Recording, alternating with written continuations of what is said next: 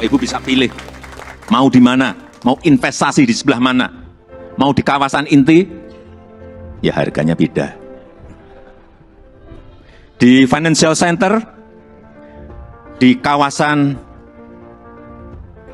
healthcare center, di kawasan education center, di housing area, di tourism area, silahkan.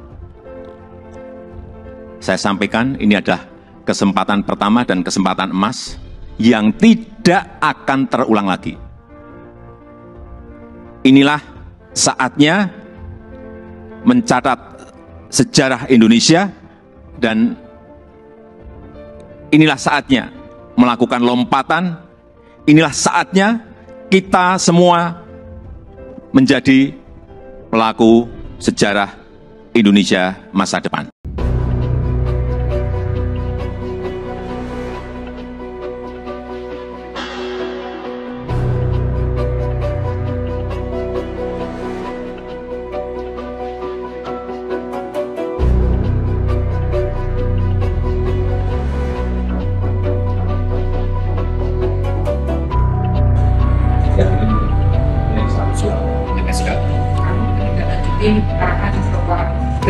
Tentu harapannya kita bisa melanjutkan pembangunan dengan sejumlah penyesuaian dan prioritas.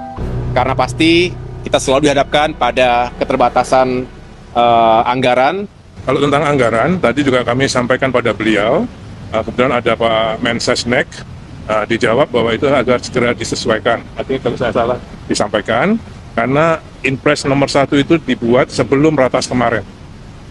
Ya, jadi Inpres nomor 1 tahun 2025 itu dibuat sebelum Ratas IKN yang minggu 21 Januari. Nah, jadi nanti kami akan sudah diminta untuk berkirim surat kepada Menteri Keuangan untuk menyesuaikan sesuai dengan yang disetujui oleh Bapak Presiden, 6,3 plus 8,1. Ya. Tipe awal yang ada di kami adalah 6,3. Untuk memulai pekerjaan yudikatif dan legislatif dibutuhkan tambahan 8,1. Nah, itu besok akan segera kami mengirim surat pada Pak Bu Menteri Keuangan sesuai dengan arahan Bapak Presiden pada sore hari ini. Prabowo bukan sarjana ekonomi, tapi menurut saya dia lebih menguasai ekonomi daripada banyak sarjana ekonomi. Gak sungguh. Kenapa? Karena selama puluhan tahun dia belajar dari orang tuanya, yang juga orang tua saya. Ada program-program perjalanan dipangkas. Perjalanan ke luar negeri dipangkas, saya dengar dipangkas 21-22 triliun rupiah. Untuk kunker-kunker ke luar negeri. Studi banding ke luar negeri. Dan banyak sekali yang saya dengar dari dia pangkas. Ada program program konyol. Program konyol dihapus, dipangkas. Pemirsa, kita bertemu kembali di Indonesia Lawyers Club.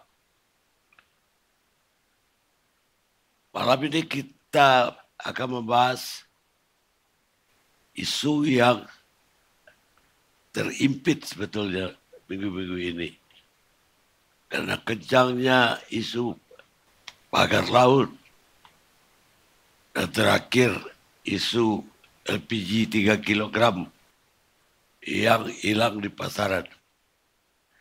Sehingga isu ini seolah terlewatkan. Yaitu isu batalnya ASN yang harus pindah mulai Januari ini ke IKN. Presiden Jokowi sudah menginstruksikan melalui Menpan ARB agar ASN bisa dipindahkan sebagian pada Januari dan yang lainnya menyusul. Tapi ternyata di akhir bulan Januari 2025 diumumkan bahwa pemindahan ASN itu batal sampai waktu yang tidak ditentukan. Dan itu menurut saya peristiwa besar. Karena dampaknya juga besar, baik terhadap APBN, terhadap rencana pembangunan, dan sebagainya. Karena itu malam ini judul kita, Prabowo dan Jokowi sudah bersimpang jalan. ASN batal pindah ke IKN 2025. Alamat IKN akan mangkrak. Ini kekhawatiran. Dan saya minta jawabannya dari Profesor Andrinov Caniago, mantan Menteri Bappenas yang mencetuskan IKN. Silakan, Prof. Iya, bukan Prof. Dosen biasa aja. Sebetulnya kalau perkembangan sekarang justru saya melihat kembali ke jalan yang lebih realistis. Setelah di masa Pak Jokowi sampai masa-masa terakhir kemarin terlalu dipaksakan, ya, ingin pindah di akhir 2024, ingin bikin upacara besar di 17 Agustus 2024 gitu ya. Yang itu memang nggak realistis. Ya. Begitu juga kejar-kejar investor untuk masuk. Gitu. Nah sekarang ini ada penjadwalan kembali, misalnya kepindahan, penjadwalan kembali pemindahan ASN. Justru itu jalan yang benar dan jalan yang realistis. Ya. Kalau dipindahkan ASN tetapi yang mau dikerjakan belum ada di situ, ngapain ASN itu dipindahkan ke sana gitu. Ya. Jadi yang benar adalah tunggu infrastruktur itu betul-betul siap dan segala isinya bisa dioperasionalisasikan, barulah ASN-nya disiapkan ke sana, ya, dipindahkan ke sana gitu. Jadi nggak pas kalau disebut isunya ini batal gitu. Mungkin lebih tepatnya adalah batal 2025. Batal 2025 dan sebelumnya sudah batal di 2024 akhir. Gitu. Ya. Nah, saya melihat dengan jalan yang lebih realistis ini juga kualitasnya akan lebih terjaga. Karena ketika dibangun terlalu terburu-buru serba dikejar, malah itu berisiko ya, kualitas dari pembangunan itu terabaikan. Nah itu nanti harus kita bayar setelah tahu wah ini kurang, ini enggak memenuhi syarat setelah diaudit konstruksinya dan sebagainya gitu.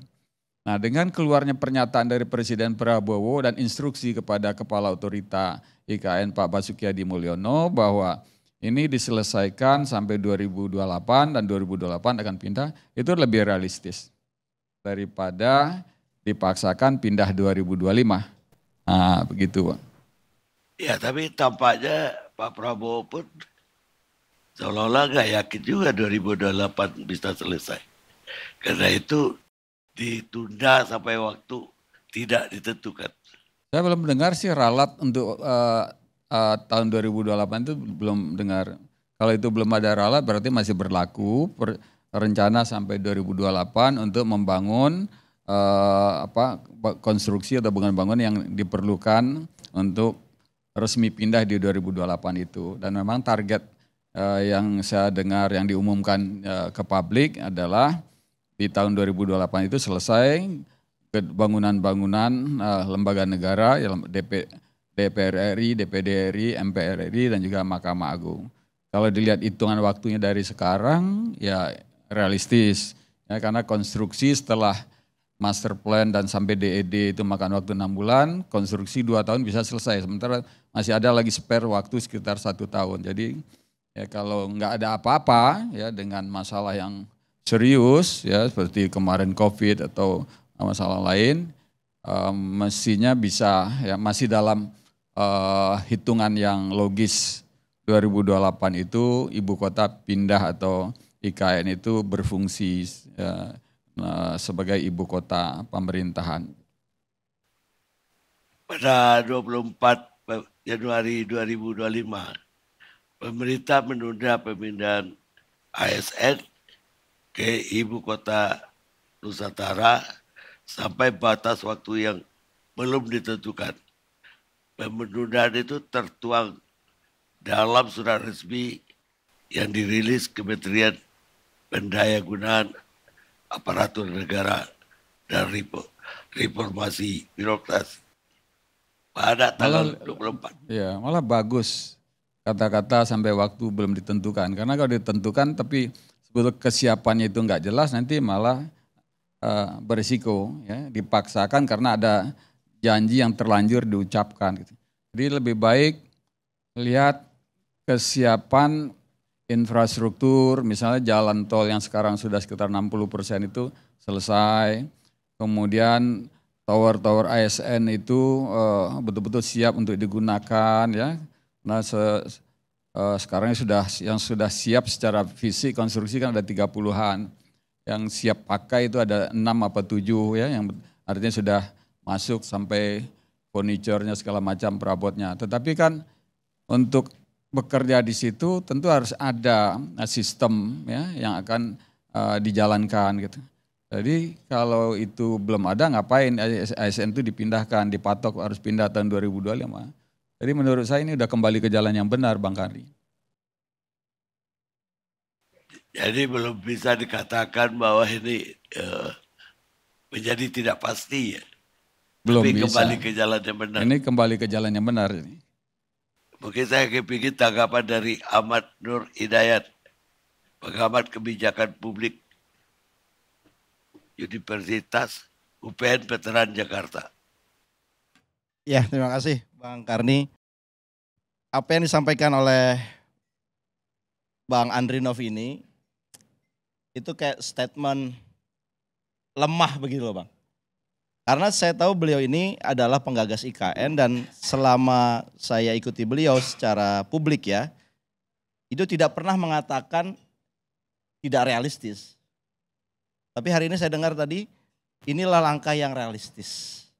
Kayaknya kemarin-kemarin nggak pernah bilang realistis atau tidak. Yang kemarin-kemarin kelihatannya... Itu nanti saya klarifikasi ya, saya koreksi ya. Silakan lanjut. Yang sekarang kayak bilangnya ini kembali ke realistis. Malah begini Bang Andrinov, yang realistis itu harusnya dihentikanlah penggunaan APBN untuk membiayai IKN. Itu yang paling realistis.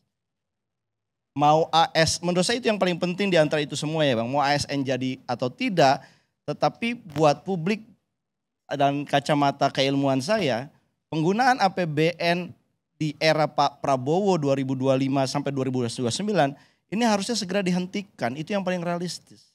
Mengingat banyaknya program-program yang dicanangkan oleh Pak Prabowo dan ini adalah janji kampanye beliau. Makan bergizi gratis, 490 triliun, mirip dengan IKN. Belum lagi 3 juta rumah, 600 ribu rupiah per orang untuk 3 juta kepala keluarga selama 20 tahun. Itu 21,3 triliun dibutuhkan untuk mensubsidi bunga dari 3 juta orang ini. Belum lagi swasembada pangan, belum lagi program food estate dan sebagainya dan sebagainya. Jadi kalau langkah yang realistis menurut saya Bang Karni, harusnya Bang Andrinov bilang daripada digunakan untuk IKN ya lebih baik di stop saja. Nah tinggal otorita IKN itulah berpikir ini mau seperti apa, apakah investasi pemerintah dalam dari 2022 sampai 2024 itu mau dijadikan sangkos, biaya sampah, atau ini sebagai investasi. Nah tinggal mereka memikirkan itu, kalau seandainya mereka itu melanjutkan investasi, kan dalam skemanya ada KPBU, kerjasama pemerintah dan badan usaha. Itu paling besar itu angkanya itu. Kalau APBN kan 20%, kalau KPBU itu bisa 60%. Sisanya BUMN dan BUMD. Nah saya kira otorita IKN inilah menjadi gagah ketika dia katakan kita nggak perlu APBN, kita akan carikan investor yang beneran untuk meneruskan IKN ini supaya dia tidak sia-sia. Yang kedua yang saya ingin sampaikan, menyikapi Bang Andre Nof tadi, Bang Andre Nof kan sampaikan bahwa ini yang paling realistis memang harus ASN ditunda. Kemarin-kemarin itu Pak Jokowi itu ngotot sekali. Sebelum saya Oktober itu 2024 itu selesai jabatan, ASN akan diberangkatkan. Saya ingat statement itu. Saya kan bukan Pak Jokowi. Iya, maksud saya adalah maksud saya adalah ambisi yang begitu kuat RI1 kemarin, tapi kemudian tiba-tiba menjadi tidak berlanjutan. Makanya saya setuju sekali dengan judulnya Bang Karni ini. Ini memang dari statement bahwa ASN itu tidak akan berangkat atau tidak akan dipindahkan sampai jadwal waktu yang tidak ditentukan, itu adalah perpisahan jalan antara Pak Jokowi dengan Pak Prabowo dalam soal IKN. Saya katakan demikian, itu dalil yang sangat kuat karena desain IKN ini kan mengundang investor karena ada orang yang akan menghuninya. Dan orang pertama yang menghuninya itu adalah yang namanya ASN. Jadi ini sangat core dalam dunia investasi. Karena gimana pun juga kalau nggak ada keramaian, ini tidak akan ada profitable di situ. Nah sementara orang pertama yang didesainnya tidak akan ke sana sampai jadwal waktu yang tidak ditentukan. Ini kan samanya sebetulnya tanda kutip kegagalan dalam IKN, kegagalan dalam investasi. Yang ketiga saya ingin sampaikan. Sebagai publik saya merasa anggaran yang direalisasikan oleh IKN ini total dari tahun 2022 sampai akhir Desember 2024 kemarin adalah hitungan saya 75,8 triliun Bang Karni. Anda bisa bayangkan ini jumlah yang sangat besar sekali. Tetapi apa returnnya buat publik hari ini? Nol. Tidak ada aktivitas pemerintahan di situ. Tidak ada aktivitas bisnis di situ. Artinya apa? 75,8 triliun itu kan uang rakyat dari pajak yang seharusnya setiap detik menghasilkan return, baik itu intangible ataupun tangible. Sehingga itu bermanfaat, kan gitu filosofi belanja yang berkualitas. Ini kita punya 75,8 triliun kita tanamkan di bumi Penajam Utara dan tidak mendapatkan return apa-apa. Dan ini adalah uang pajak. Alangkah berdosanya pengelola negara saat itu yang memutuskan 75,8 triliun itu dibenamkan dalam perut bumi dan kemudian tidak ada return apa-apa. Dan saya kira ini adalah satu kejahatan finansial APBN menurut saya Bang dalam kacamata kebijakan publik. Bahwa itu adalah uang rakyat, uang kita semua. 1% uang kita kan harusnya memiliki multiplier effect buat kita juga, buat kemakmuran kita. Sementara ini karena ASN-nya juga belum ada, direncanakan, saya baca berita ini Bang, 2025 sampai 2029 ada 48,8 triliun lagi yang akan diberikan dalam IKN ini. Nah saya harus bicara atas nama publik, kalau seandainya jadwalnya tidak siap, berarti akan ada 124,6 triliun yang akan dibenamkan lagi di bumi Penajam Utara itu. Apakah ini kemudian ketersia-siaan? Harus ada orang yang bicara ini, bahwa ini adalah uang kita semua. Kalau tadi kita bicara LPG aja, berapa jumlah subsidi LPG itu kayaknya buat rakyat itu dijaga betul. Lah kita ini menyia-nyiakan 75,8 triliun kemarin. Tapi tidak memberikan manfaat apapun sampai hari ini buat perekonomian Indonesia. Saya kira saya mau berhenti di situ Bang. Meskipun saya ingin katakan bahwa di dunia ASN banyak teman-teman saya yang curhat, kita nggak mau pindah. Kalau seandainya dipindahkan lebih baik saya keluar dari ASN. Ini bahasa-bahasa yang beredar di kalangan teman-teman. Dan saya ingin bilang betapa bahagianya mereka tanggal 24 Januari kemarin. Ketika ada kepastian asik, kami tidak akan pindah. Dan itu ternyata menimbulkan satu energi yang luar biasa. Meskipun ketika argumen ini saya sampaikan, pemerintah selalu mengcounter, mereka ini adalah ASN yang wajib taat sama perintah atasan. Kalau atasan bilang pergi, pergi. Kalau atasan bilang rumahnya di tenda, di tenda.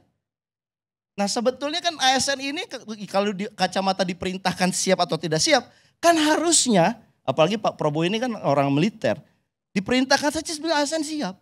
Tetapi menurut saya ada alasan lain.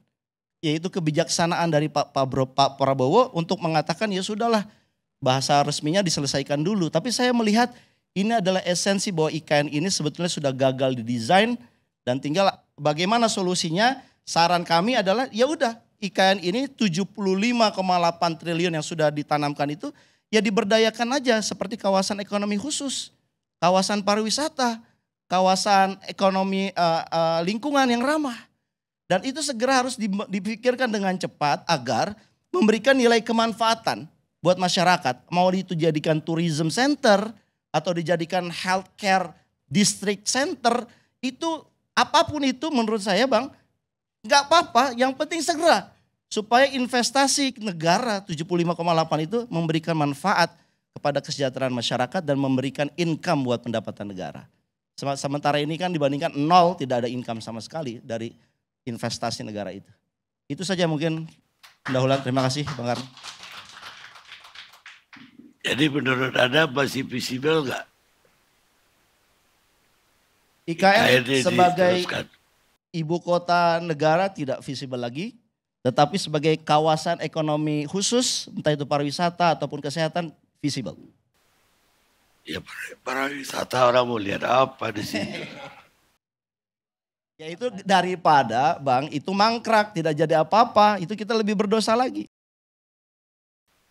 Tadi Pak Adrinov masih mau jawab. Ya. Dan klarifikasi.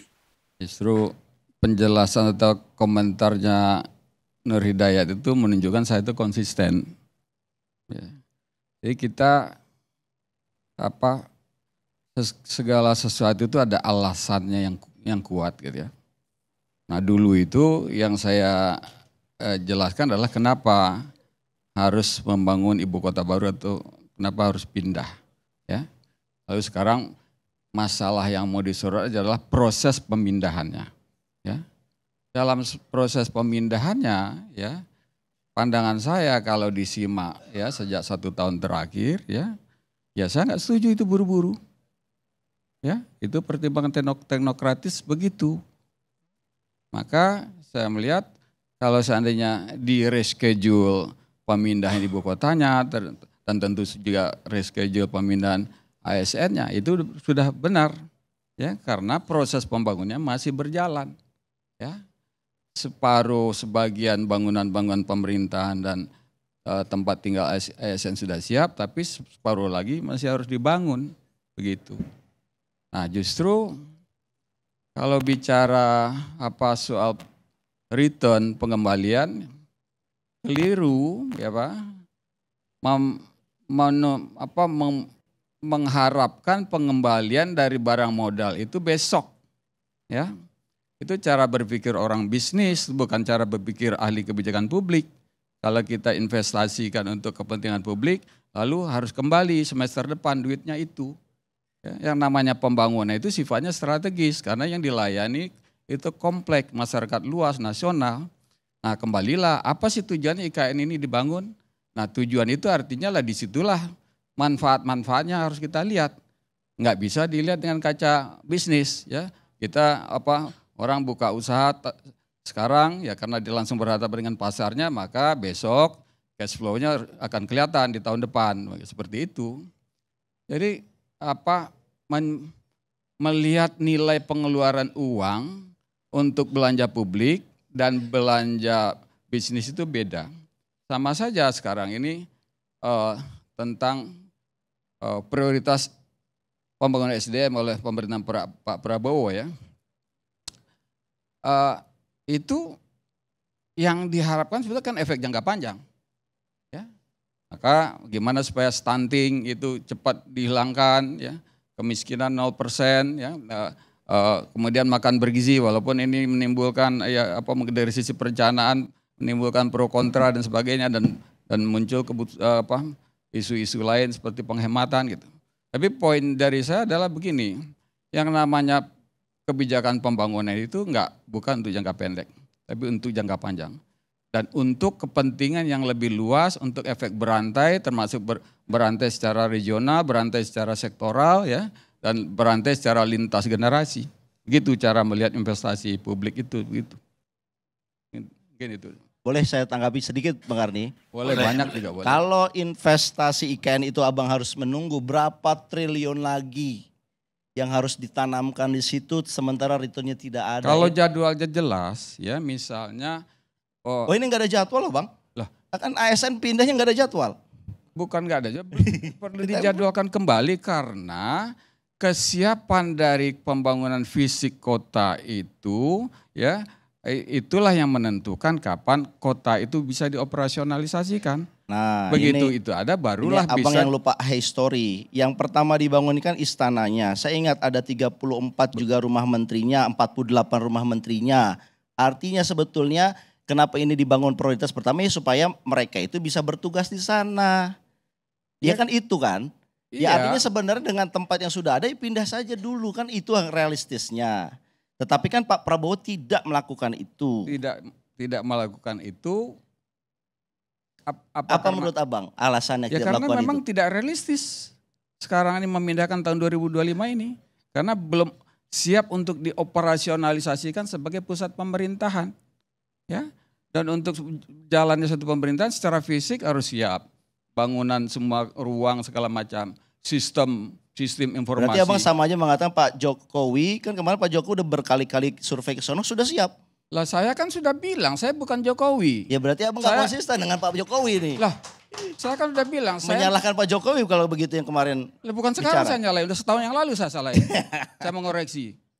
Enggak boleh terburu-buru dan kota ini bukan kota untuk investasi. Tapi kota pusat pemerintahan yang akan menggerakkan kawasan timur, Kalimantan dan untuk kota masa depan. Nah ini Anda lupa, saya sering menjelaskan kepada Anda. Tapi Anda belokkan isunya gimana ini? Nah ini yang saya kira Bang Karni harus diluruskan. Waktu perdebatan kita di awal IKN itu kan Bang Karni mengatakan, Pak Andrinov mengatakan ini ada multiplier ekonominya. Ya. Tetapi kita bantah itu. Kenapa? Kalau ingin mendapatkan multiplier ekonominya, yang dipindahkan itu adalah industrinya, lapangan pekerjaannya. Saya sudah ini kan yang dipindahkan itu. ASN-nya. Saya sudah jelaskan juga. Jadi sebenarnya abang nggak konsisten dengan mengatakan multiplier itu kok ASN yang dipindahkan. Anda nggak nangkap, melupakan jawaban-jawaban saya ketika itu. Ya. Kenapa? Salah satu dari sekian alasan kita perlu membangun ibu kota di Kalimantan itu karena kawasan industri gagal. Ya. Transmigrasi gagal, kek gagal, segala macam enggak. Kenapa? Karena daya tariknya itu enggak ada di situ. Enggak bisa dengan hanya menetapkan satu daerah itu, tetapi pejabat pemerintahnya nongkrong di pusat, bangun kawasan tertinggal, daerah terluar segala macam, tapi pejabatnya mendatang sekali setahun, itu pun disambut dengan seremoni, diarahkan. Karena itu kita perlu namanya epicentrum baru, kita perlu memecah epicentrum Jakarta, kita pindahkan untuk menggerakkan daerah yang selama ini kita akui tertinggal. Itu. Anda jangan lupa. Ya itu. Apa contoh yang berhasil yang abang bilang begitu dipindahkan, kemudian ekonomi ikut. Lah ini untuk jangka panjang. Malaysia tidak berhasil memindahkan ke Putrajaya, ekonominya tetap di Kuala Lumpur. Nah, ini juga cara membandingkan dalam analis kebijakan publik itu nggak bisa kayak gitu. Ya artinya tidak ada bukti negara itu punya memindahkan ibu kota, kemudian diikuti dengan perpindahan pusat ekonomi ke sana. Nggak ada buktinya, abang kasih tahu saya contohnya apa? Negara mana? Oh, ada 30 negara. Ya apa? Banyak. Ya, itu kan yang memindahkan ibu kota, tetapi tidak diikuti dengan pemindahan ekonominya, Bang. Itu pertanyaan saya, Bang. Mana contohnya negara yang memindahkan ibu kotanya, kemudian porsi Jawa jadi berkurang, kemudian di porsi Indonesia Timur jadi bertambah. Ya, atau negara yang serupa begitu. Tidak ada, Bang. Ada yang tujuannya memindahkan ibu kota untuk memisahkan dari kota bisnis. Misalnya kayak Washington DC, Canberra ya. Ada juga yang untuk menggerakkan daerah-daerah lain ya. Itu ya Turki atau negara Afrika dan lain-lain ya. Itu memang masing-masing ada penekanan prioritas misinya. Dan untuk Indonesia ini memang untuk menggerakkan ekonomi kawasan dan pertumbuhan di kawasan yang tertinggal, yaitu kawasan timur. Jangan minta buktinya sekarang. Itu yang penting adalah hitungan-hitungan logisnya. Artinya abang akan bilang inilah nanti satu-satunya bukti di dunia ketika pindah ke IKN. Itulah orang kemudian ekonomi pindah. Ya nggak bisa begitulah Bang dalam membandingkan. Sebelum mereview atau mengkritik itu, bacalah yang agak serius. Carilah dokumen perencanaan itu. Ya, ini kalau mau jadi pengamat tapi anti dengan sumber ya, fakta yang benar bagaimana? Itu namanya tukang tuduh-tuduh aja. Baik. Sekarang saya ingin dapat dari Andi Azwan, Wakil Ketua Umum Jokowi Mania. Assalamualaikum warahmatullahi wabarakatuh. Terima kasih Datuk Karni. Luar biasa saya mendengar dengan debat tokoh-tokoh yang memang capable di bidangnya. Satu forum juga dengan Uda Adrinov, luar biasa sebagai penggagas IKN, langsung dari beliau, penjelasannya lagi. Dan saya ketemu dengan Pak Ahmad Nur Hidayat, yang dulu adalah anggota KAIN, dan bergabung dengan Jokowi juga, memberi masukan di bidang ekonomi kepada Jokowi. Nah ini luar biasa, dan juga yang menggagas untuk membatalkan undang-undang IKN, kalau nggak salah itu ya. Waktu itu ke Mahkamah Konstitusi, judicial review, kalau nggak salah itu. Nah ini menarik gitu loh. Pernah bergabung dan juga sekarang pernah bergabung dan juga pernah berlawanan. Nah kalau konteksnya tadi mengenai ASN tidak pindah, saya menyetujui apa dikatakan Pak Adrinov itu bukan berarti tidak akan pindah seterusnya. Karena begini, nomenklatur kita untuk kementerian ini kan luar biasa. Kabinet kita kan beda waktu zaman Jokowi berapa? 34. Sekarang 100 lebih. Ini sangat luar biasa dan dibutuhkan juga oleh kementerian untuk bisa bagaimana ya mengarrange ini ASN ini sesuai dengan nomenklatur yang sudah ada di kementerian-kementerian tersebut. Nah kalau mereka pindah pada tahun ini, katakanlah tahun ini, itu bagaimana dengan kondisi kementerian yang ada yang belum sepenuhnya itu terpenuhi gitu loh. Sesuai dengan misalnya AS-nya berapa, kemudian gedungnya di mana. Itu belum jelas sampai sekarang juga. Nah itulah yang dipikirkan oleh pemerintah, bagaimana menyelesaikan dulu satu persatu gitu loh. Setelah itu apa yang dikatakan tadi oleh Pak AHY sebagai Menko, bahwa ASN ini bahwasanya ikan ini akan berjalan terus. Tidak ada itu mangkrak gitu loh. Akan berjalan terus. Bayangkan ya, dari 6,3 DIPA-nya sekarang tambah 8,1 tambahan, terutama untuk pembangunan legislatif dan yudikatif. Ya artinya memang sudah serius. Pak Prabowo itu kan berkelanjutan tagline-nya. Apa yang telah dilakukan oleh Pak Jokowi, terlepas itu ada kekurangan-kekurangan di dalamnya, yaitu hal wajar saja dan pemerintah pasti ada kekurangan-kekurangan itu. Dan dia sebagai manusia juga pasti ada kekurangan itu. Kalau beliau ingin sekali bahwasanya ASN itu cepat segera pindah, ya artinya apa yang dikatakan Pak Adrinov tadi ya keburu-buru, itu bisa saja. Kita maklumi bahwa itu akan keburu-buru, ya kan? Karena kita maklumi juga sebagai manusia ya saya pengen lihat legacy saya sebelum saya ini step down, ini sudah ada gitu loh. Yang bisa jadikan legacy dari saya. Tapi kan kita quote unquote berkelanjutan itu artinya Pak Prabowo itu tidak ada minat untuk bisa bawa sini mangkrak. Contoh kayak misalnya waktu zamannya Pak SBY, Hambalang itu mangkrak. Dan kita tidak ingin bahwa setiap presiden itu akhirnya menelurkan legacy-legacy yang akhirnya mangkrak gitu loh. Ya kan, kayak misalnya waktu zaman SBY Hambalang, kemudian itu diperbesar, ya akhirnya menimbulkan suatu yang yang mestinya seorang presiden itu dan suksesornya itu ya saling mengikat. Artinya kalau itu tidak selesai, kita akan selesaikan oleh presiden berikutnya. Begitu pula juga dengan Pak Jokowi. Ini ada IKN nih yang belum bisa selesai, yang kata Pak Adrinov itu yang memang tidak akan dirasakan pada hari ini. Nanti akan dirasakan itu ke depan. Ya kayak misalnya Putrajaya dengan Kuala Lumpur kan juga begitu.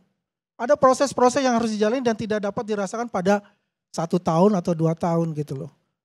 Jadi sih saya kalau melihatnya di sini ya bahwasanya tidak ada niatan dari pemerintah sekarang itu yang akan memangkrakkan IKN yang sudah diundang-undangkan. Yang pertanyaan saya sebetulnya ada permasalahan kota Jakarta ini. Ini kan secara de jure kan IKN itu adalah ibu kota negara. Tapi de factonya adalah Jakarta sebagai ibu kota negara, sebagai pusat pemerintahan untuk sementara ini. Nah, mestinya memang harus segera, ya, di mana sih sebetulnya secara hukumnya gitu loh. Ini permasalahan juga sebetulnya. Nah, di sini kan ada Pak Deddy Sitorus dari DPR di Komisi 2, kami bisa menjelaskan juga nantinya bagaimana status Jakarta ini sebetulnya gitu loh. Apakah ibu kota negara? Ya, apakah ibu kota hanya pemerintahan saja? Ini kita nggak jelas untuk ini perlu penjelasan juga untuk itu. Sementara untuk itu ya, Datuk Karni. Baik, pemirsa. Politisi itu harus bisa meramalkan atau memprediksi apa yang akan terjadi esok, pekan depan, bulan depan, dan tahun depan. Tapi juga mereka harus bisa memberi alasan kenapa yang mereka rencanakan itu gagal. Winston Churchill, Perdana Menteri Inggris tahun 40-an. Kita lihat sejenak.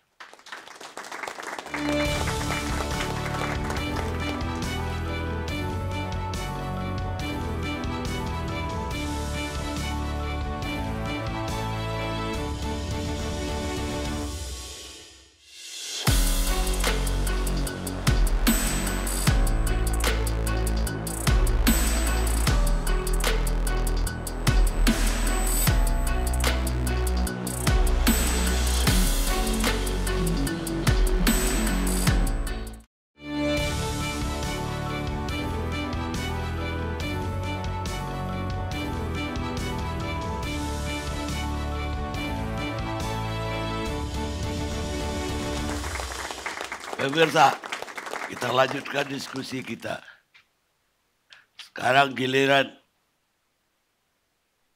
belum. Deddy situ. Anda datang terlambat. Gitu. Deddy situ harus. Bang Karni, saya nggak tahu sebenarnya apa urgensinya kita membicarakan IKN sekarang ini. Karena nggak ada urusannya sama hidup rakyat ini. Hari-hari ini rakyat harus dipanggang matahari, stres untuk mencari satu tabung LPG 3 kg biar bisa masak dan bisa jual gorengan. Dan kita juga sedang was-was karena anggaran kementerian dan lembaga itu dipotong, ya totalnya itu sekitar 265 triliun. Yang artinya pasti akan berdampak terhadap ekonomi real kita. Itu sangat clear. Kemarin begitu diputuskan itu, pemangkasan itu, Dirjen Perhubungan Udara langsung berkirim surat ke dapil saya, di situ ada SDP, di situ ada para pengusaha kapal tol laut, itu langsung mangkas semua rute. Habis. Akhirnya orang pedalaman yang sudah susah mendapatkan sembako makin sengsara lagi. Orang-orang yang rumput laut, tambak yang tadinya berharap bisa tol laut memudahkan mereka dan memurahkan produksi mereka, sekarang harus lebih menderita lagi. Itu hal-hal yang lebih relevan untuk kita bicarakan daripada soal IKN, tapi kalau sudah ditetapkan ya nggak apa-apalah. Ini yang namanya mimpi masa depan berakhir menjadi tawanan seseorang kita jadi satu bangsa ini. Jadi kita harus begini kalau saya melihat, proyek pemindahan ibu kota itu ya proyek politik, that's it. Sejarahnya di mana-mana begitu. Dulu Washington DC kenapa dipindah dari situ? Karena ada upaya pembunuhan presiden waktu itu begitu. Dulu Brasilia juga seperti itu. Canberra juga ada cerita sejarahnya. Abuja di Nigeria juga sama. Dan dari semua itu ada beberapa persyaratan sebenarnya yang harus dipenuhi supaya itu berjalan. Pertama, enggak terburu-buru. Jangan terlalu bernafsu, bersyahwat, menetapkan target-target yang gak masuk akal. Membangun kota itu membangun ekosistem, membangun peradaban. Gak bisa kayak lu bangun bendungan sama jalan tol. Tapi itu kan ditabrak semua kemarin itu. Akhirnya tidak realistis gitu. Itulah problem utama kita, tidak realistisnya. Dan ini bukan baru satu kali dialami oleh pemerintahan pemerintahan Jokowi, Presiden Jokowi. Kereta cepat juga begitu. Katanya tidak ada investasi negara di situ, tidak ada APBN, ya, murni investasi berakhir dengan jebol uang negara 80 triliun. IKN juga begitu. Katanya cuma 20%, nanti 80%-nya adalah investasi. Hari ini sampai kemarin Desember itu sudah 75 ya, 75,6 triliun masuk. Kalau benar apa yang dikatakan oleh Pak Basuki tadi, 14 triliun sekarang ini, berarti 75 tambah 14,5. Udah berapa tuh? Itu kan sungguh luar biasa. Pada saat misalnya anggaran PU itu dipotong 80%. Hanya sisa 20%. Apa bahayanya ini? Maka jalan-jalan nasional itu akan hancur tanpa perawatan. Karena hanya tersisa 30 triliun. Tidak sampai 30 triliun. Siapa yang diharapkan akan mengelola itu? Pemerintah daerah, mereka juga dipotong. DAU-nya, DAK-nya juga habis gitu. Maka compang-camping nih setahun nanti jalan-jalan kita.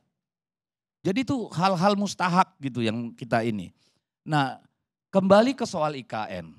Memang masalah kita adalah ambisi Presiden Jokowi kemarin menggenjot ya di luar batas nalar. Bahwa Agustus 2024 akan ada 15.000 orang merayakan 17 Agustus dan Presiden sudah masuk di sana bulan Juni. Akhirnya apa? IKN-nya membawa sengsara. APBN diceburin di situ, banyak kontraktor harus menderita sampai hari ini. Karena apa? Mereka nggak dibayar. Mereka harus bayar karyawan, lalu tidak visible lagi proyeknya, banyak yang rugi. Kan gitu nih, karyanya juga begitu. Jadi penderitaan semua yang ada di sana. Kemarin hujan sebentar di sana, itu bandara yang dibangun dengan gitu megah, lumpur semua. Di bagian dari IKN itu banjir sampai ada buaya itu, rame itu di medsos. Jadi problem problem IKN ini adalah problem ketidakmauan membuat perencanaan yang baik. Perencanaan tunduk pada keinginan.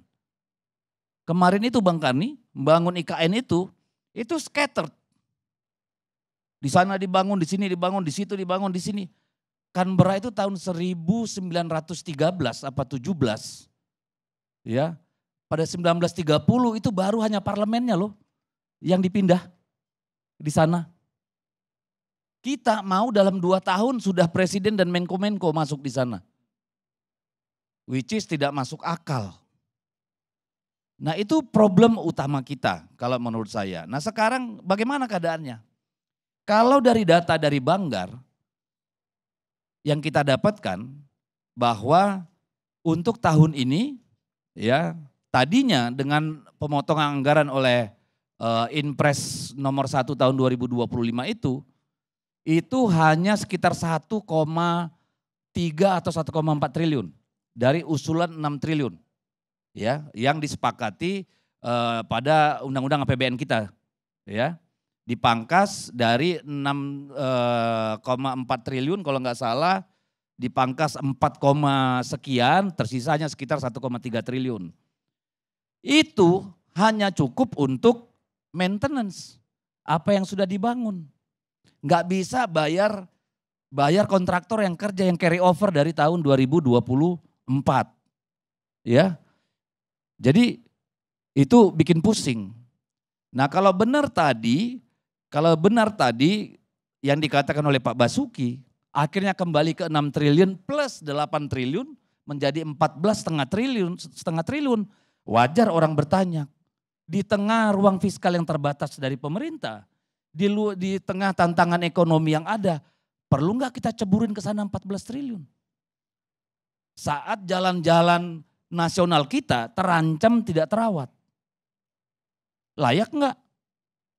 Kan itu yang menjadi problem kita.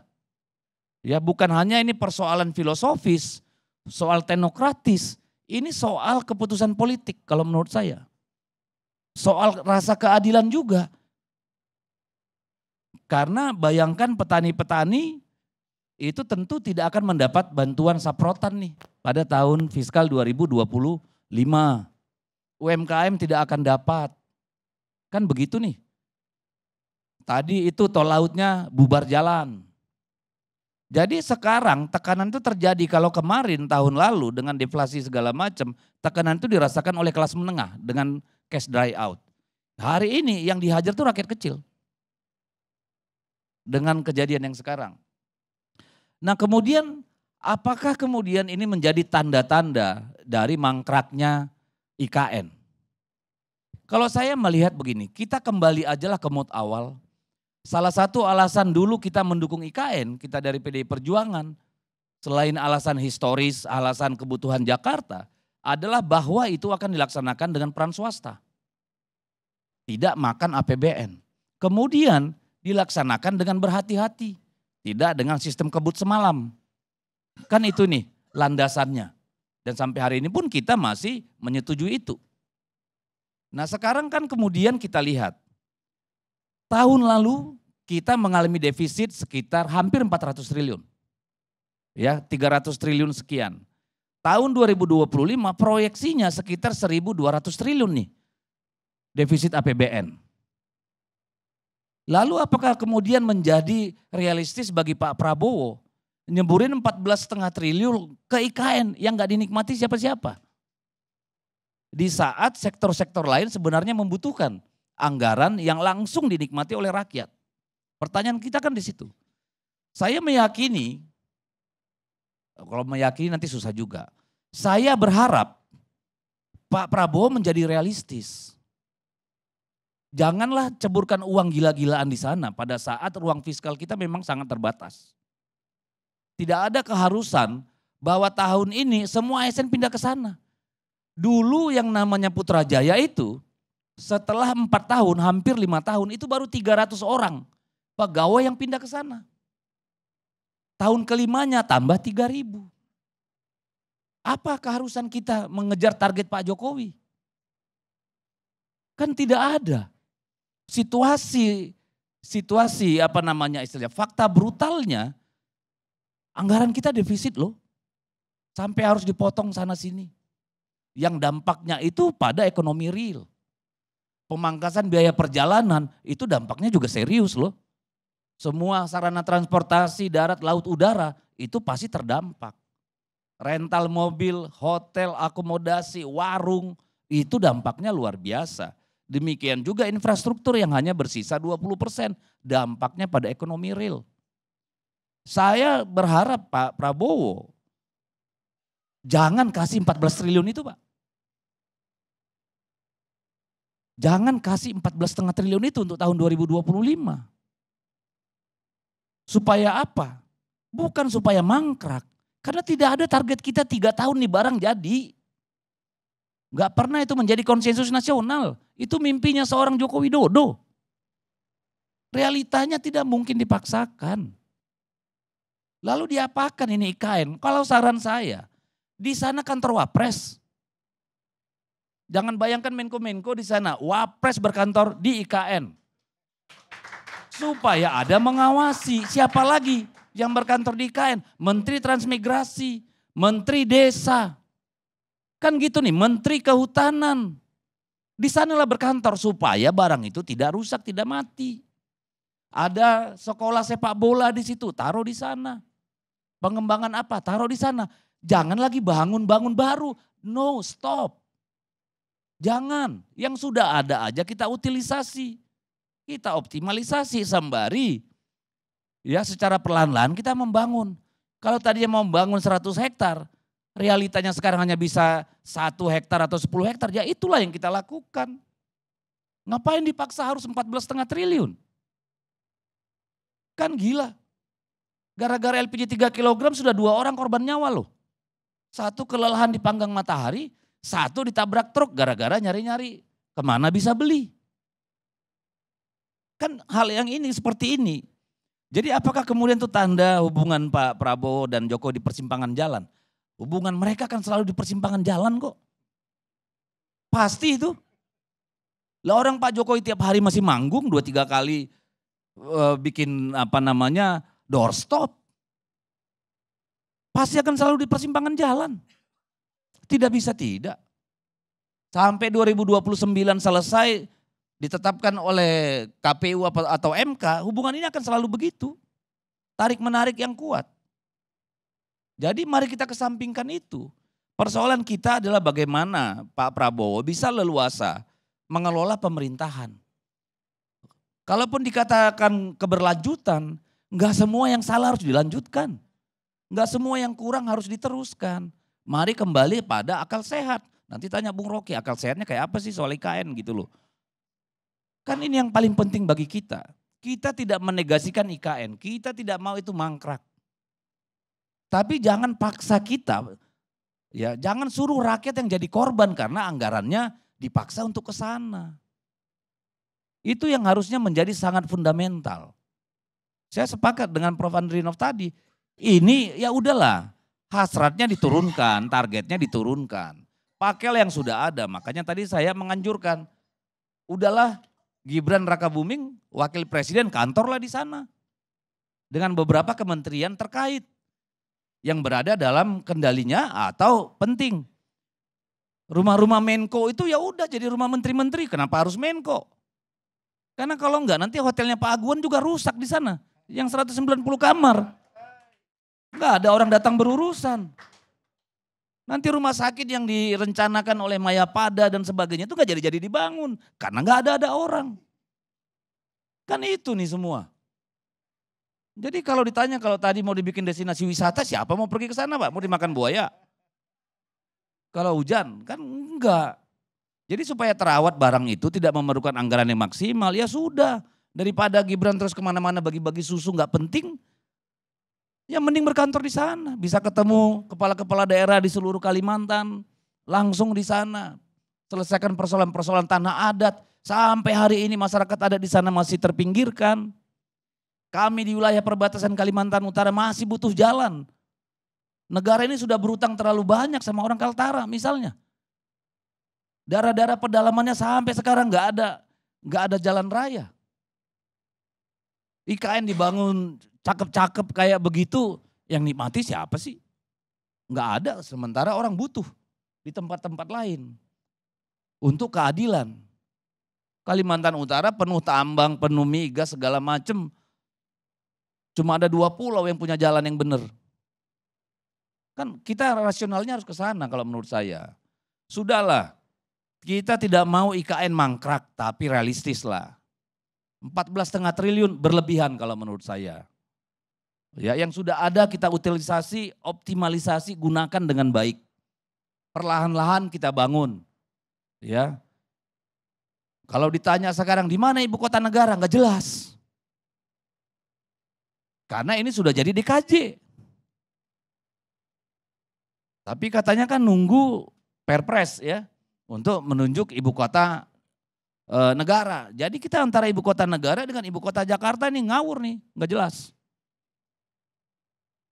Jadi itu Bang Karni kalau menurut saya ya, janganlah kita menjadi tawanan dari hasrat ambisi orang per orang. Kita kembali sebagai satu bangsa, mari kita selesaikan masalah real yang ada, itu yang perlu. Dan mari kita biarkan Pak Prabowo bekerja sesuai dengan keinginannya. Karena nanti dia akan kita nilai pada tahun 2029. Layak enggak? Bagian mana yang kita mau nilai dari dia? Makanan bergizi gratis atau melanjutkan IKN? IKN itu selamanya kan legasinya Jokowi. Sementara dia perlu narasi untuk dirinya supaya bisa 2 periode. Kan realistis Bang, kalau aku jadi Pak Prabowo, mana mau gua buang duit 48 triliun untuk IKN gak ada dampaknya buat rakyat. Tidak ada dampaknya juga secara elektoral. Kan gitu nih. Jadi ya mari kita biarkanlah Pak Prabowo kasih keleluasaan. Pak Jokowi udah di rumah tenang-tenang lah dulu. Pemilu masih jauh gitu loh. Ya jangan bikin orang panik terus. Kasihan Pak Prabowo. Makasih Bang Karni. Pemirsa, kita lanjutkan diskusi yang makin panas nih. Ade Armando, politisi PDI, PSI. PSI Bang. Ya, terima kasih Bang Karni. Saya mulai dulu dari standpoint saya ya. Saya adalah seorang pendukung IKN. Dan saya berharap ya IKN akan bisa diwujudkan sebagai ibu kota negara ya dalam waktu 2025-2029 lah tahun ini. Dan saya mulai dari barangkali salah satu alasan kenapa saya mendukung IKN bukan karena Andrinov Caniago. Walaupun dia teman dan dia junior saya dulu. Saya yang menjadikan dia salah seorang ketua senat ya. Dari FISIP UI. Dan yang berdosa juga bawa Jokowi ke Jakarta di Pak Andrinov. Nah jadi, tapi saya sepakat dengan dia. Saya sepakat dengan Andrinov.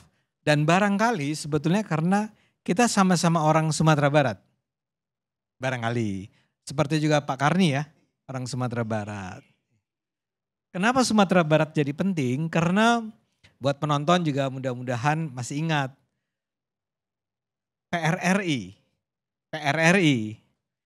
Sumatera Barat itu pernah bikin pemberontakan. Namanya PRRI. Permesta ya, Sulawesi Utara ya Permesta kan ya. Dan itu terjadi karena sebetulnya alasan yang sederhana sih. Orang-orang Sumatera Barat menganggap bahwa kita tuh dijajah oleh Jawa. Terutama oleh Jakarta kan. Jadi kita melawan waktu itu. Dan kalah. Dan sejak saat itu Sumatera Barat tuh ngasih orang tua di Sumatera Barat kasih nama yang aneh-aneh sama anaknya. Misalnya Ade Armando. Supaya jangan kelihatan banget kita Sumatera Barat. Andrinov Caniago juga kali ya. Kalau Bang Karni kan belum. Enggak, kita perbaiki dulu. Apa itu? Yang berontak itu bukan hanya Sumatera Oh Barat. ya, bukan hanya Sumatera Barat. Dari Sumatera Utara itu Kolonel Simbolon sama Letkol Nenggolan. Sumatera Selatan Kolonel Barliat. Riau Ismail Lega. Panjang lah ya. Sulawesi juga. Iya. Pence Samuel. Pence Samuel ya. Jadi Sumatera sama Sulawesi. sama Sulawesi. Jangan Sumatera Barat toh. Ibu kotanya. Ya. Betul Sumatera Barat. Tapi mungkin karena orang-orang terkenalnya waktu itu Sumatera Barat lah ya. Ya. Mungkin saya nggak tahu. Tapi kira-kira itu ada dari dulu. Jadi itu tahun berapa kan? Tahun 58, 59. Iya, 58, 59.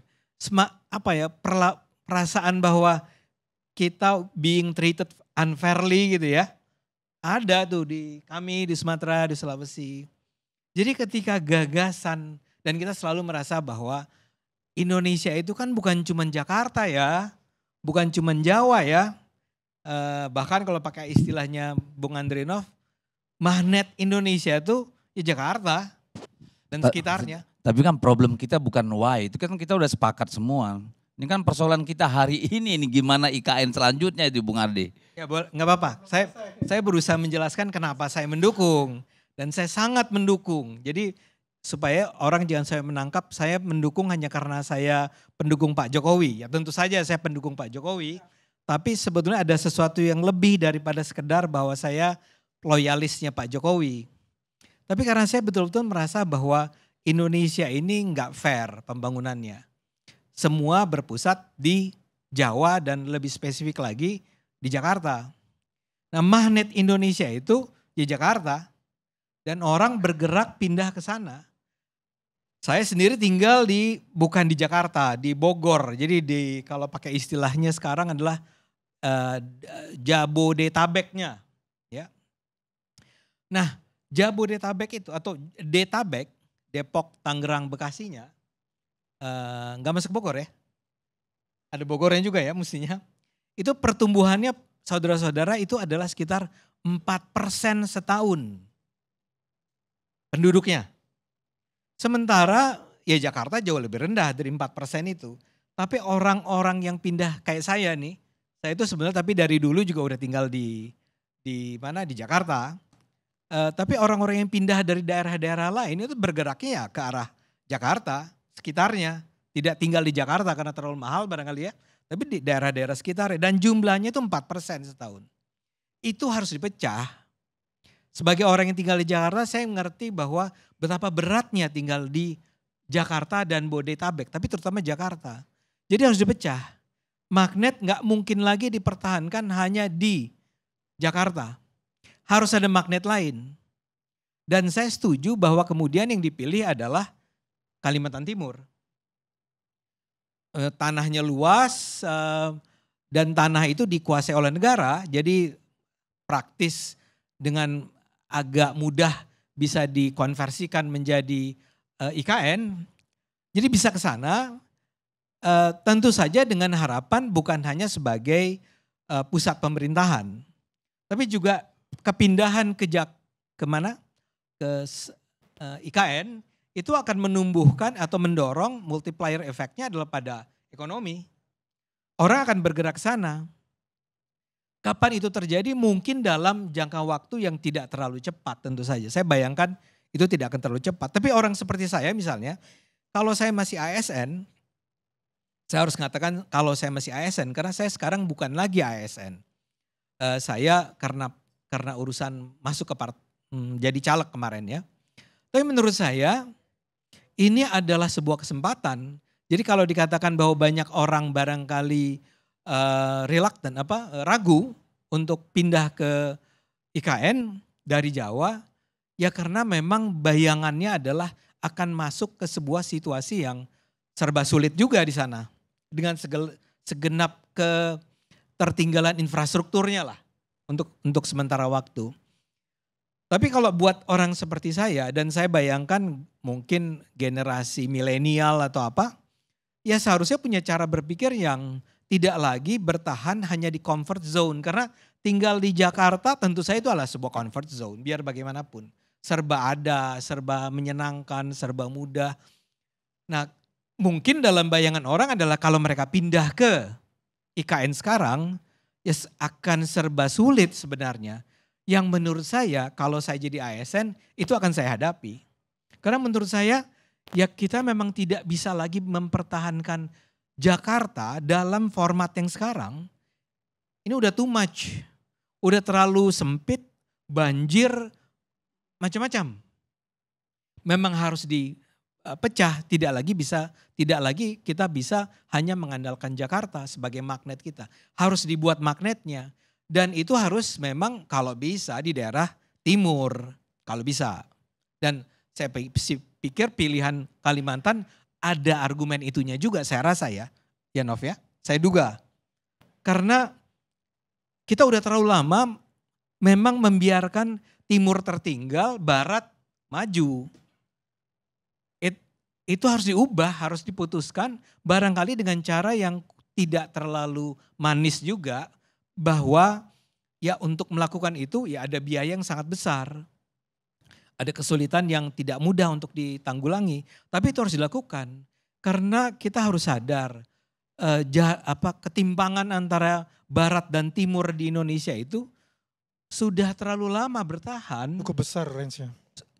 Sangat besar range-nya. Kami di UI itu menerima mahasiswa-mahasiswa yang datang dari daerah timur misalnya. Dan harus saya akui menjendihkan.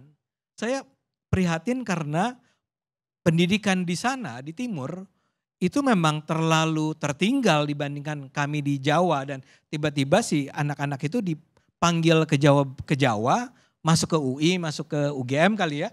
Masuk ke sekolah-sekolah perguruan tinggi terkemuka di Jawa sini. Dan they have to fight. Sementara sebetulnya mereka datang dari lingkungan sebelumnya yang tertinggal jauh, ya. Jadi ada persoalan yang sangat struktural di sini, ya. Ketertinggalan tersebut adalah bukan cuma soal bahwa kita mau bantu atau tidak mau bantu, tapi betul-betul kita melihat ada sebuah wilayah yang sangat tertinggal dan kita biarkan tertinggal, sementara kita yang di Jawa, saya yang di Jawa, itu merasa sangat bahagia dengan kemajuan-kemajuan yang sudah kami capai dan kami nikmati. Ini harus dihentikan ketertinggalan tersebut. Karena itulah saya tadi katakan di awal, saya mendukung sekali kalau sampai akhirnya pemerintah memutuskan agar oke, enough is enough, udah cukup ya. Jarak ketertinggalan ini udah terlalu jauh, kita hentikan, kita harus ambil langkah yang barangkali berani, out of the box, mungkin pahit, tapi harus kita lakukan. Dan Pak Jokowi saya rasa punya kesadaran itu, dia punya kesadaran bahwa kita memang sudah diperlakukan secara tidak adil. Kita tuh artinya orang-orang di Jawa. Dan dia ingin agar, ya kan dia memang sangat fair, dia bukan sangat fair maaf. Dia sangat peduli dengan Timur, dengan Papua, dengan Kalimantan, dengan Maluku dan seterusnya. Dan karena itulah kemudian dia mengambil keputusan yang sangat berani ketika itu. Itu kan 2019 ya kalau nggak salah. Dan DPR pun mendukung, termasuk ya tadi dia Bung Dodi Sitorus mengatakan PDIP mendukung ya dengan syarat-syarat yang tadi dikatakan. Oke, saya pikir itu dilakukan, orang mendukung karena memang it did make sense. Dan sekarang pun it does make sense. Sekarang persoalannya adalah soal bagaimana betul-betul mewujudkannya. Bang Ade, saya mau sedikit luruskan ya. Narasinya Bang Ade ini seolah-olah kayak pertumbuhan di Jawa ini timpang, enough is enough. Seolah-olah Anda ini tidak memikirkan bahwa di pusat kemiskinan itu juga masih di Jawa. Dan kita masih butuh pertumbuhan. Saya khawatir narasinya Bang Ade ini seolah-olah Jawa ini adalah menikmati kue pembangunan yang luar biasa dibandingkan saudara-saudara kita di kawasan timur. Ya. Dan saya kira tidak, kita menginginkan yang berkembang tetap berkembang, yang melambat berkembangnya dipercepat. Jadi semua tumbuh gitu loh Bang Ade. Ya. Jangan kesannya ini yang udah berkembang di stop, kemudian yang gak berkembang menaik. Jadi Anda gak boleh berkembang di atas penderitaan wilayah lain. Itu salah cara berpikirnya kalau menurut saya Bang. Yang kedua. Mungkin saya bisa tambahkan itu. Yang kedua saya ingin sampaikan Bang. Abang tadi bilang kalau kita itu pengen pemerataan ekonomi, membuat magnet ekonomi. Tidak ada dalam sejarah Bang, memindahkan pusat pemerintahan, kemudian diikuti dengan serta-merta pemindahan magnet ekonomi. Jadi yang harus Abang luruskan kalau seandainya memang tujuannya, karena Abang mungkin komunikasi basicnya. Kalau kita bicaranya ekonomi, ingin memindahkan magnet ekonomi, yang dipindahkan itu adalah pusat industrinya. Abang lihat contoh Batam, Bintan, Karimun. Itu dulu pulau penghuninya sedikit. Dipindahkan jadi kawasan khusus, pelabuhan bebas, diundang industri ke sana, bebas pajak. Apa yang terjadi dengan Batam, Bintan, Karimun? Tumbuh dengan tinggi, bahkan melampaui ekonomi nasional. Sebetulnya contohnya itu Bang, kalau Abang maksudkan pemerataan ekonomi itu adalah memindahkan pusat ekonominya. Nah, kalau Abang bicaranya IKN ini kan hanya punya pusat administrasi. Loh, tapi kan tadi Prof. Andrinov sudah sampaikan bahwa IKN ini kan dibangun atas kegagalan-kegagalan yang tadi kawasan-kawasan industri itu. Saya nggak mau bantah Anda loh ya. Saya nggak mau bantah Anda.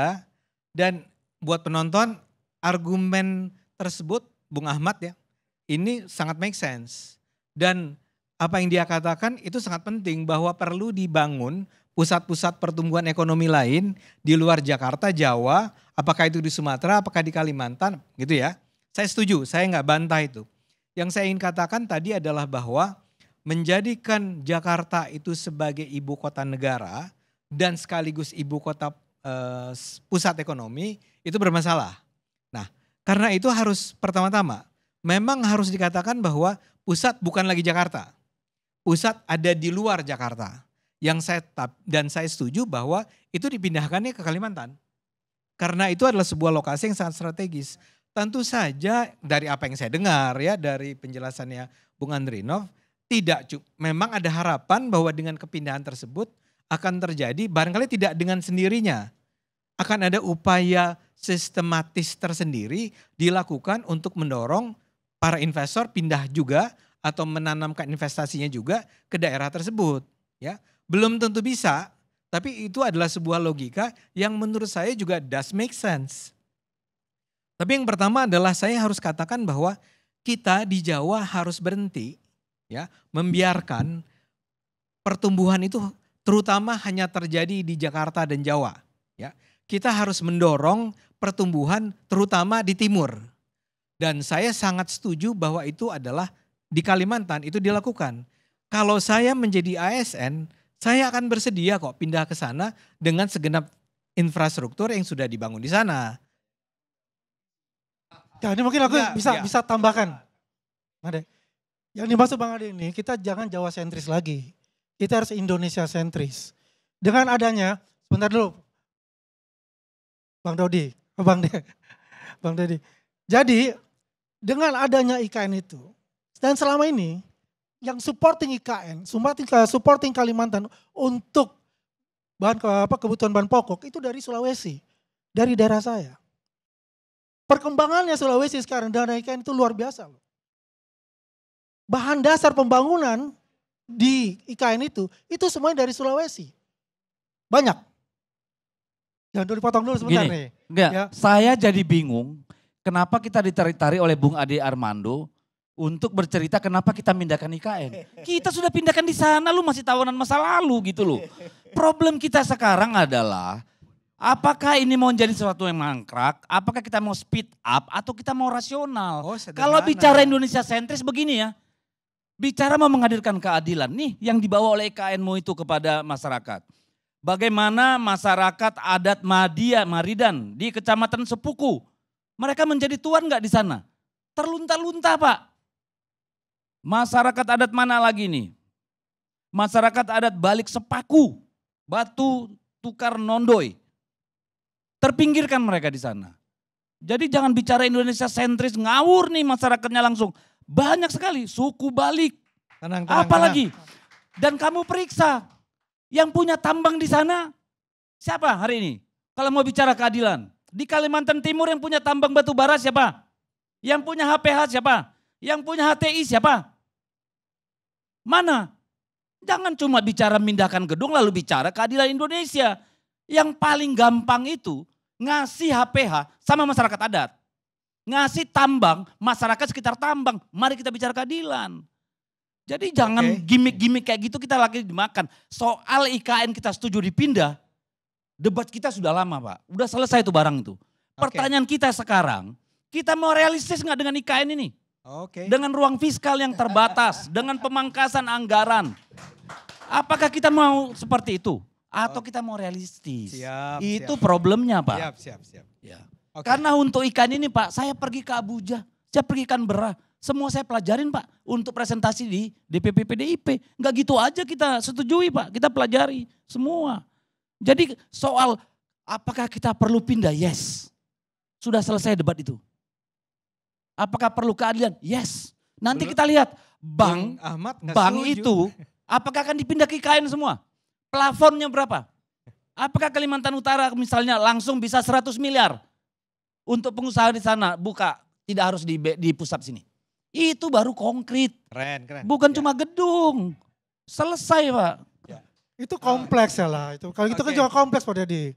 Bukan hanya itu saja. Ya itu yang perlu kita bicarakan, bukan soal kenapa kita masih perlu pindah. Sudah selesai debat itu. Ya, pindah Anak itu kecil selesai. pun udah tahu. Itu udah pindah itu selesai. Tapi kalau Anda katakan tadi ada yang terpinggirkan. Ya, itu bukan hanya pemerintah pusat. Realitasnya terpinggirkan Pak.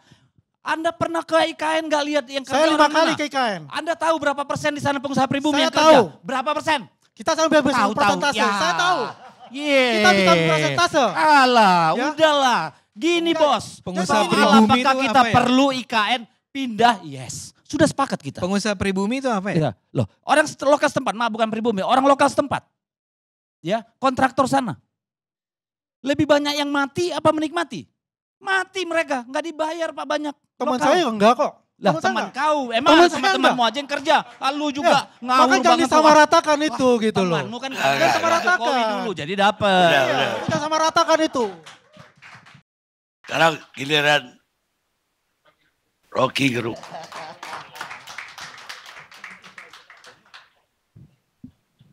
Oke.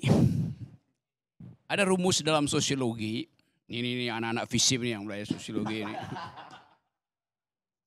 Dua partikular tidak akan menghasilkan satu universal.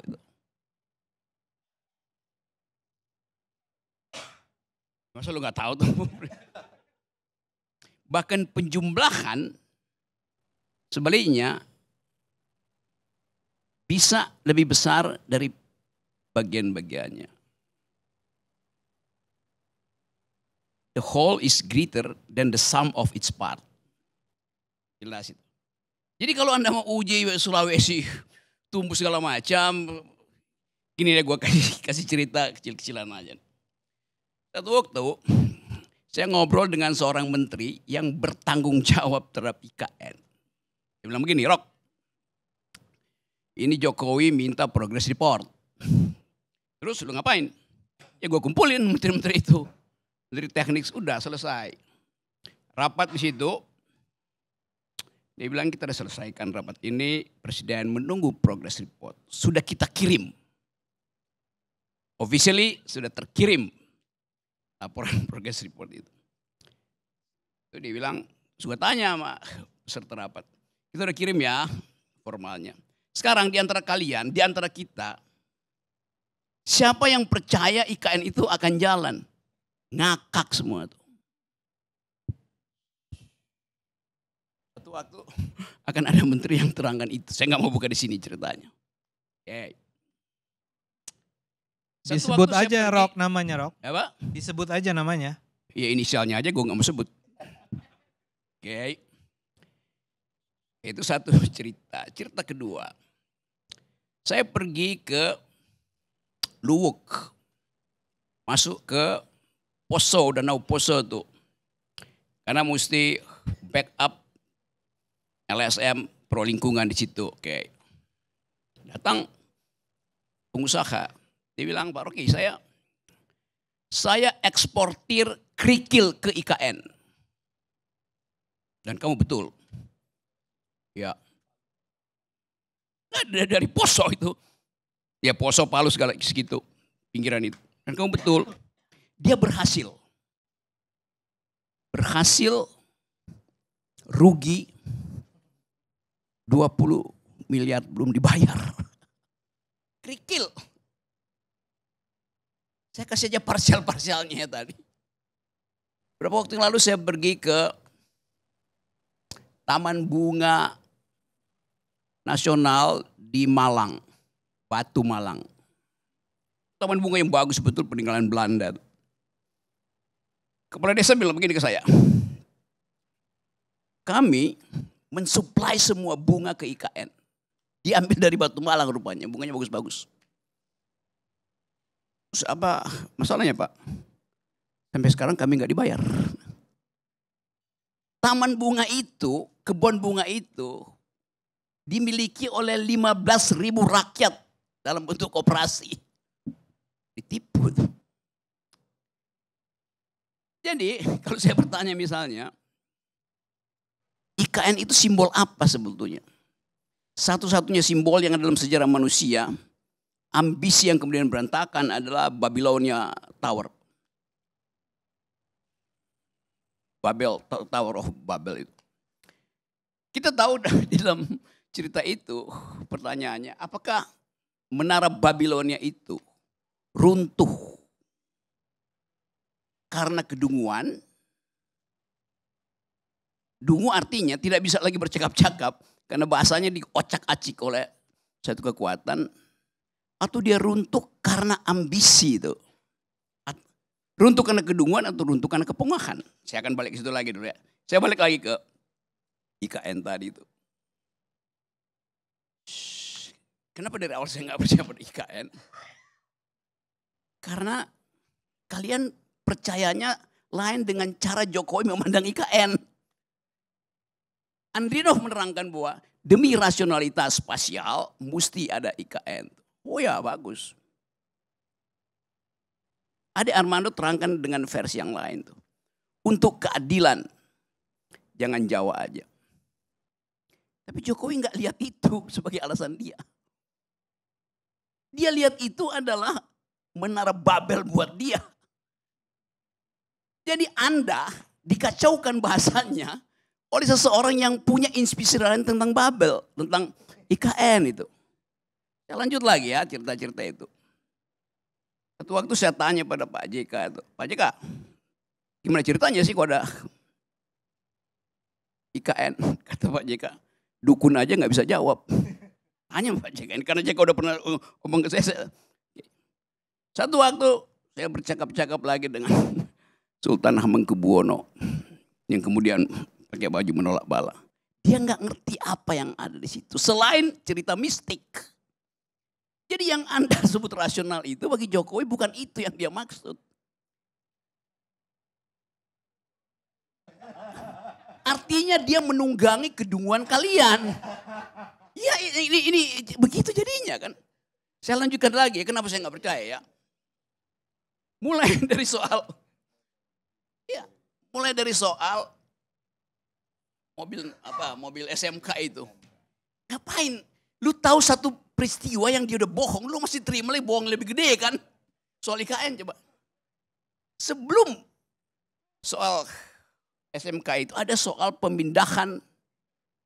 Waktu Pak Jokowi masih wali kota yang terus-menerus didampingi oleh Andrinov. Pemindahan pasar itu. Saya cerita lagi nih anak nih ngoceh-ngoceh di sini. Atau saya kasih kuliah di UNS 11 Maret. Saya lagi kasih kuliah, tiba-tiba masuk notes kecil. Bung, pakai Bung. Setelah kasih kuliah kita mau ngobrol ya. Itu Jokowi masih wali kota loh itu. Oke. Saya kasih kuliah, saya tanya mana yang mau ngomong. Mau bicara apa? Metodologi, teori? Bukan, kami bukan dosen. Saya pikir dosen.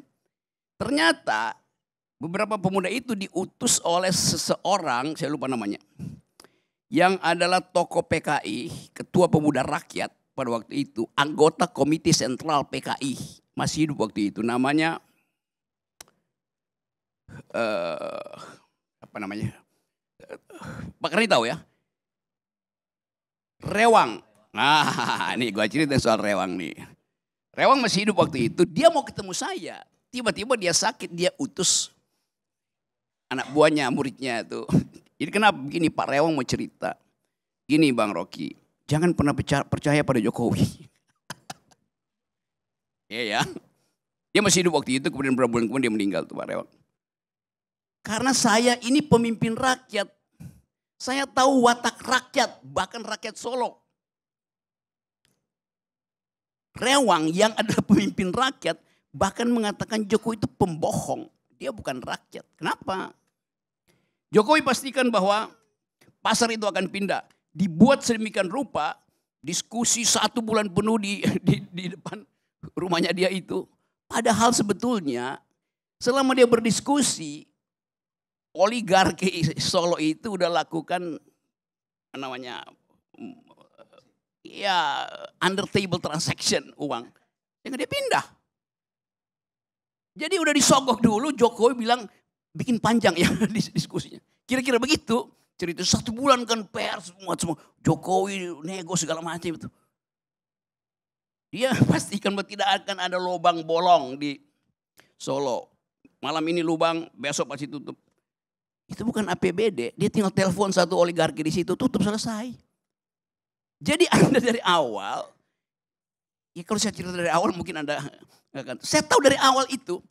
Jadi sekuensi pengetahuan saya tentang kebohongan Jokowi itu, begitu IKN dibuat saya ngakak-ngakak, ini pasti nipu. Tetapi begitulah, disirap kita untuk memuliakan seorang yang memang, ini Jokowi dia tidak tahu bahwa selama 10 tahun banyak orang yang tahu bahwa dia tidak tahu. Karena nggak ada yang memberitahu bahwa dia tidak tahu. He is riding the tidal wave of stupidity. Your stupidity. Itu yang terjadi. Nah, saya mau terangkan, saya nggak ada urusan dengan Pak Jokowi itu. Kalau dendam kagak. Kaisang ulang tahun, Kaisang kawin, keluarga Jokowi undang saya bahkan masuk VIP. Nggak perlu nunggu kayak Anies Baswedan nunggu di siang hari. Saya yang malam hari langsung lewat situ kan. Jadi saya nggak ada urusan dengan itu tuh. Jadi terus menurut saya mau baca itu, ini apa keadaan itu. Jadi kalau sekarang, ya memang yang kita mau bicara ini mau diapain tuh. Kalau soal kebohongan itu berseri kebohongannya. Apa yang baik dilakukan di situ? Bagus tadi usulan Dedi. Supaya dia konsisten, tulis surat pada Pak Prabowo, saya minta dengan sangat Pak Prabowo, tolonglah ada satu kamar khusus yang dibuat di situ. Walaupun anggarannya mungkin cuma 10 miliar atau 100 juta. Untuk anak saya supaya dia bisa menikmati legasi yang saya bayangkan itu. Apa yang bisa dilakukan oleh Gibran di situ? Jadikan istana itu sebagai bukan sebagai tempat pangkalan LPG 3 kilogram. dijaga langsung oleh Gibran. Masalahnya Bung Rocky, kebanyakan kabupaten kota di sana tidak termasuk daerah konversi. Jadi malah mereka nggak nikmati tuh walaupun dari sana gasnya. Kita ingin supaya Prabowo bikin kepres yang khusus untuk menyenangkan Jokowi. Yunto anaknya itu. Kenapa begitu? Pak Gibran sendiri bilang ada masalah lapor wapres. Kan udah ada kota persoalan lapor wapres. Jadi coba kita lengkapkan kedunguan ini. Terima kasih.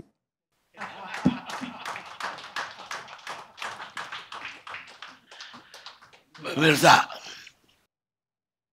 semua orang bisa berbuat kesalahan.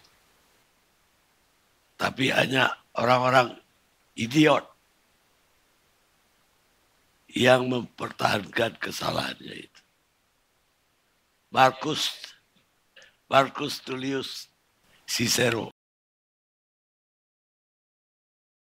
filosof Romawi, sahabat Rocky Gerung. Kita ketemu LC akan datang.